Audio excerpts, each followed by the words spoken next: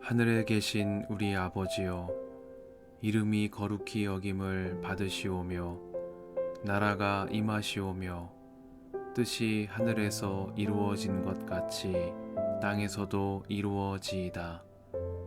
오늘 우리에게 일용할 양식을 주시옵고 우리가 우리에게 죄 지은 자를 사하여 준 것 같이 우리 죄를 사하여 주시옵고 우리를 시험에 들게 하지 마시옵고 다만 악에서 구하시옵소서. 나라와 권세와 영광이 아버지께 영원히 있사옵나이다. 아멘.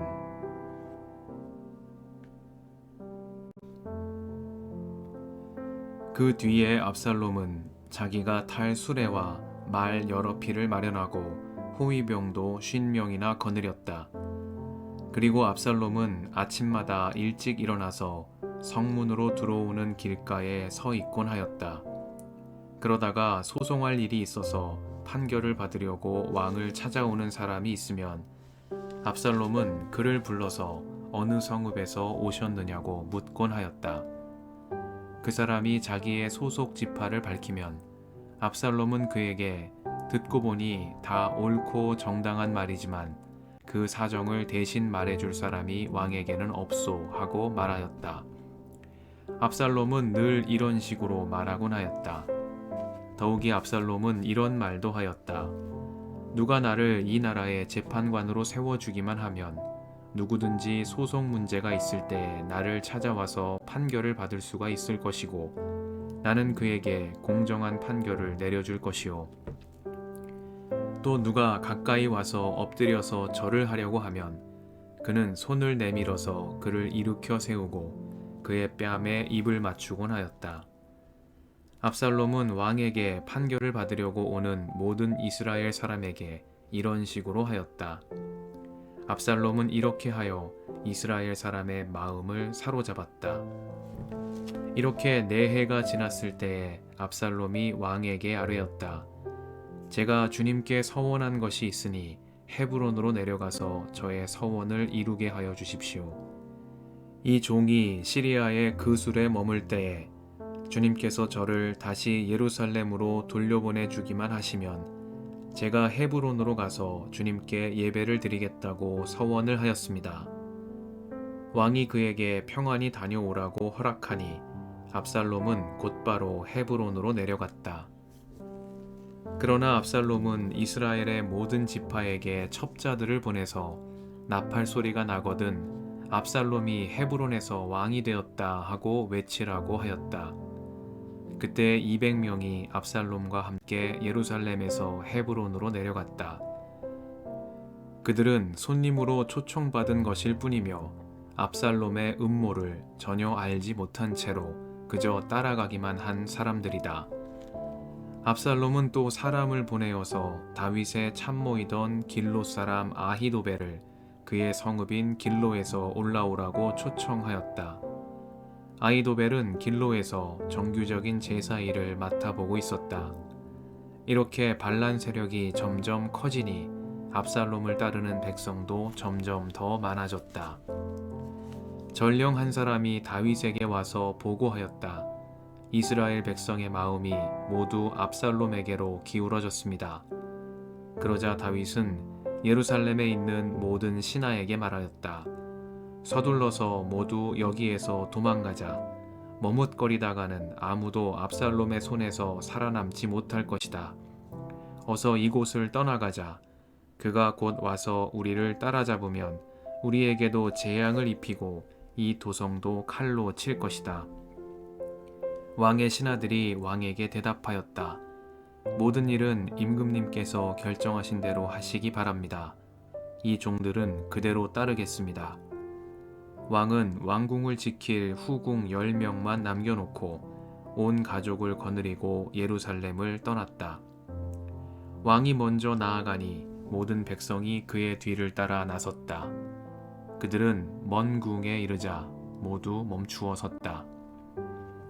왕의 신하들이 모두 왕 곁에 서 있는 동안에 모든 그렛 사람과 모든 블레셋 사람이 왕 앞으로 지나가고 가드에서부터 왕을 따라온 모든 가드 군인 600명도 왕 앞으로 지나갔다.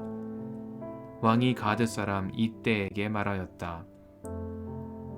어찌하여 장군은 우리와 함께 가려고 하오? 돌아가 있다가 새 왕을 모시고 지내도록 하시오. 장군은 외국인이기도 하고 장군의 본 고장을 두고 보더라도 쫓겨난 사람이니 그렇게 하시오. 장군이 온 것이 바로 엊그제와 같은데 오늘 내가 그대를 우리와 함께 떠나게 하여서야 되겠소. 더구나 나는 지금 정처 없이 떠나는 사람이 아니오. 어서 장군의 종족을 데리고 돌아가시오. 주님께서 은혜와 진실하심으로 장군과 함께 계셔 주시기를 바라오. 그러나 이때는 왕에게 대답하였다. 주님께서 확실히 살아계시고 임금님께서도 확실히 살아계심을 두고 맹세합니다만 그럴 수는 없습니다. 임금님께서 가시는 곳이면 살든지 죽든지 이 종도 따라가겠습니다. 그러자 다윗이 이때에게 말하였다. 그러면 먼저 건너가시오. 그리하여 가드 사람 이때도 자기의 부하들과 자기에게 딸린 아이들을 모두 거느리고 건너갔다. 이렇게 해서 다윗의 부하들이 모두 그의 앞을 지나갈 때에 온 땅이 울음바다가 되었다. 왕이 기드론 시내를 건너가니 그의 부하도 모두 그의 앞을 지나서 광야 쪽으로 행군하였다. 그런데 그곳에는 하나님의 언약궤를 메고 온 모든 레위 사람과 함께 사독도 와 있었다. 그들은 거기에다가 하나님의 궤를 내려놓았다. 아비아달도 따라 올라와서 다윗의 부하가 도성에서 나와서 왕의 앞을 모두 지나갈 때까지 거기에 있었다. 그런 뒤에 왕이 사독에게 말하였다. 하나님의 궤를 다시 도성 안으로 옮기시오. 내가 주님께 은혜를 입으면 주님께서 나를 다시 돌려보내 주셔서 이 궤와 이 궤가 있는 곳을 다시 보게 하실 것이오. 그러나 주님께서 나를 싫다고 하시면 오직 주님께서 바라시는 대로 나에게서 이루어지기를 빌 수밖에 없소. 왕이 또 제사장 사독에게 말하였다. 사독 제사장님께서는 선견자가 아니십니까? 성 안으로 평안히 돌아가시기 바랍니다. 제사장께서는 아비아달 제사장과 함께 두 분의 아들, 곧 제사장님의 아들 아히마아스와 아비아달 제사장의 아들 요나단을 데리고 가십시오. 두 분께서 나에게 소식을 보내올 때까지는 내가 광야의 나루터에서 머물고 있을 터이니 이 점을 명심하십시오. 그리하여 사독은 아비아달과 함께 하나님의 궤를 다시 예루살렘으로 옮겨다 놓고서 그곳에 머물러 있었다. 다윗은 올리브산 언덕으로 올라갔다. 그는 올라가면서 계속하여 울고 머리를 가리고 슬퍼하면서 맨발로 걸어서 갔다. 다윗과 함께 있는 백성들도 모두 머리를 가리고 울면서 언덕으로 올라갔다. 그때 누가 다윗에게 압살롬과 함께 반역한 사람들 가운데는 아히도벨도 끼어 있다는 말을 전하자 다윗이 기도하였다. 주님, 부디 아히도벨의 계획이 어리석은 것이 되게 하여 주십시오. 다윗이 사람들이 하나님을 경배하는 산 꼭대기에 다다르니 아렉 사람 후세가 슬픔에 못 이겨서 겉옷을 찢고 머리에 흙을 뒤집어 쓴 채로 나아오면서 다윗을 맞았다. 다윗이 그에게 말하였다. 그대가 나와 함께 떠나면 그대는 나에게 짐만 될 것이오. 그러니 그대는 이제 성으로 돌아가서 압살롬을 만나거든 그를 임금님으로 받들고 이제부터는 새 임금의 종이 되겠다고 말하시오. 이제까지는 임금의 아버지를 섬기는 종이었으나 이제부터는 그의 아들 새 임금의 종이 되겠다고 말하시오. 그것이 나를 돕는 길이고 아히도벨의 계획을 실패로 돌아가게 하는 길이오. 그곳에 가면 두 제사장 사독과 아비아달이 그대와 합세할 것이오. 그러므로 그대가 왕궁에서 듣는 말은 무엇이든지 두 제사장 사독과 아비아달에게 전하시오. 그들은 지금 자기들의 아들 둘을 그곳에 데리고 있어. 사독에게는 아히마아스가 있고 아비아달에게는 요나단이 있으니 그대들이 듣는 말은 무엇이든지 그들을 시켜서 나에게 전하여 주시오. 그리하여 다윗의 친구인 후세는 성으로 들어갔다. 같은 시간에 압살롬도 예루살렘에 도착하였다.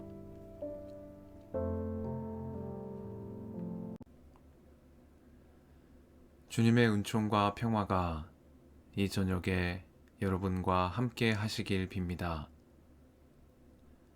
그런 뒤에 왕이 사독에게 말하였다. 하나님의 궤를 다시 도성 안으로 옮기시오. 내가 주님께 은혜를 입으면 주님께서 나를 다시 돌려보내 주셔서 이 궤와 이 궤가 있는 곳을 다시 보게 하실 것이오. 그러나 주님께서 나를 싫다고 하시면 오직 주님께서 바라시는 대로 나에게서 이루어지기를 빌 수밖에 없소.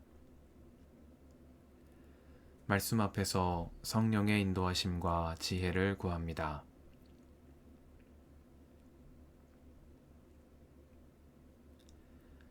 사무엘기 하 15장은 압살롬의 반란과 피난길에 나선 다윗의 이야기를 전합니다. 자신의 형 암논을 죽이고 그 술로 피신했던 압살롬은 요압의 중재로 다시 예루살렘으로 돌아왔습니다. 그러나 3년 만에 돌아온 압살롬을 다윗은 만나려 하지 않았고 그렇게 예루살렘에서 2해를 더 보내고 나서야 다윗과 만나 화해할 수 있었습니다.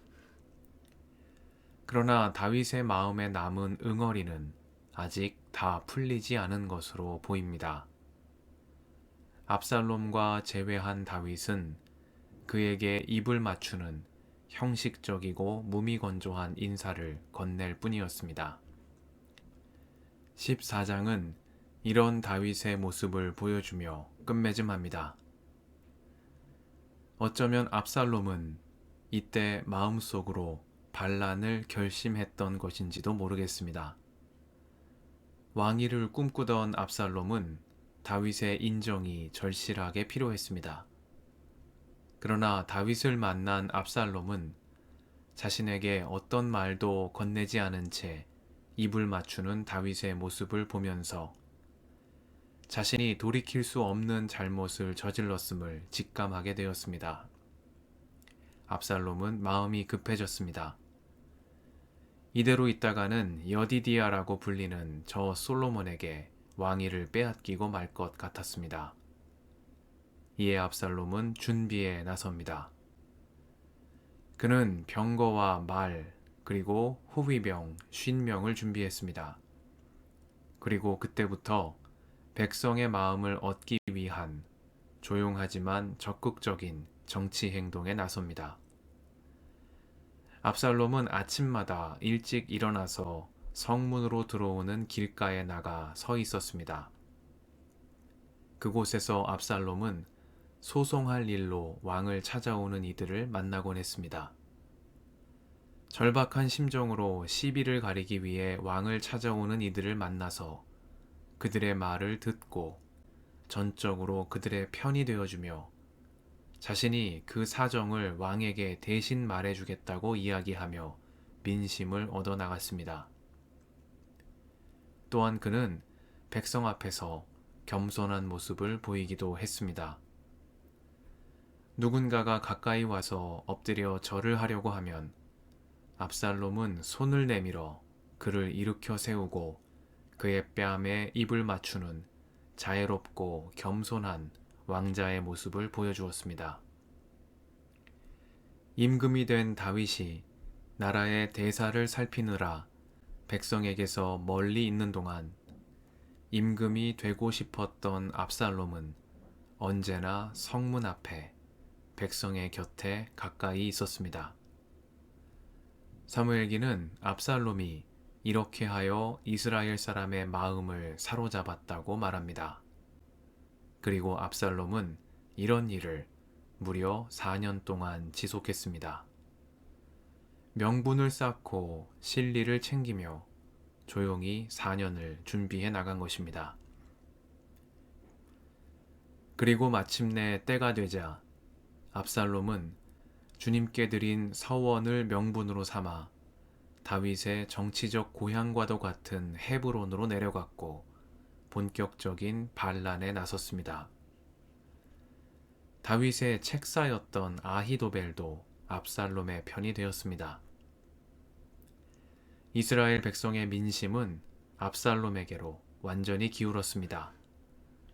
그가 지난 4년간 이때를 준비하며 살뜰히 민심을 챙긴 때문이겠습니다. 이렇게 해서 다윗은 민심을 등에 업은 압살롬의 반란을 피해 예루살렘을 떠날 수밖에 없는 상황이 되었습니다.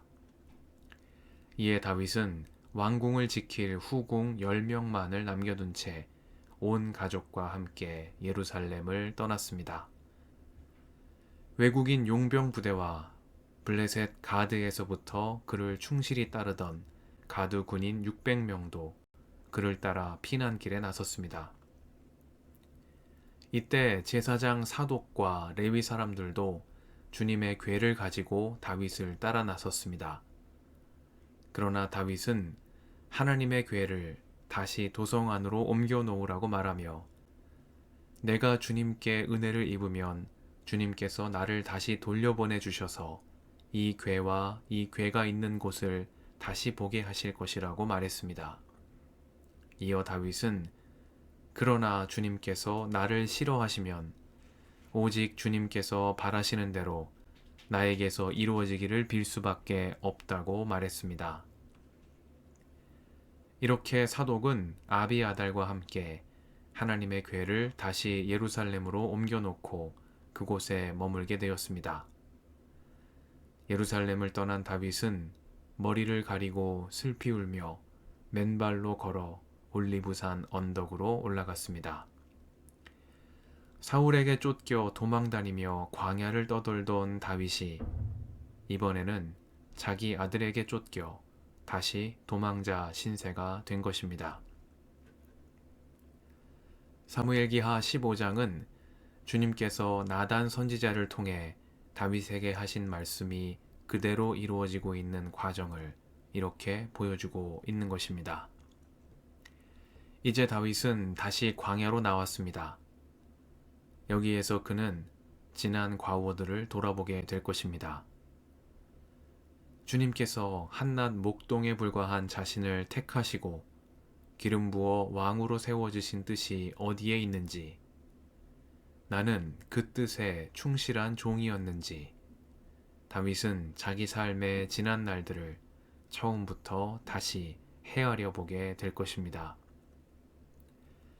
내가 주님께 은혜를 입으면 주님께서 나를 다시 돌려보내 주셔서 이 궤와 이 궤가 있는 곳을 다시 보게 하실 것이요. 그러나 주님께서 나를 싫다고 하시면 오직 주님께서 바라시는 대로 나에게서 이루시기를 빌 수밖에 없소. 다윗의 고백처럼 주님 앞에서 늘 겸손히 행하는 우리가 되게 해주시기를 이 저녁에 간구드립니다. 함께 기도하시겠습니다.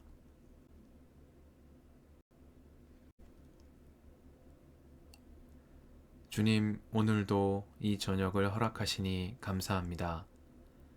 다시 광야로 돌아가는 것과 같은 큰 시련을 만난다 할지라도 주님 앞에서 겸손히 행함으로 은총의 새날을 맞이하는 저희가 되게 하옵소서. 우리의 길과 진리와 생명이신 예수님의 이름으로 기도드립니다. 아멘.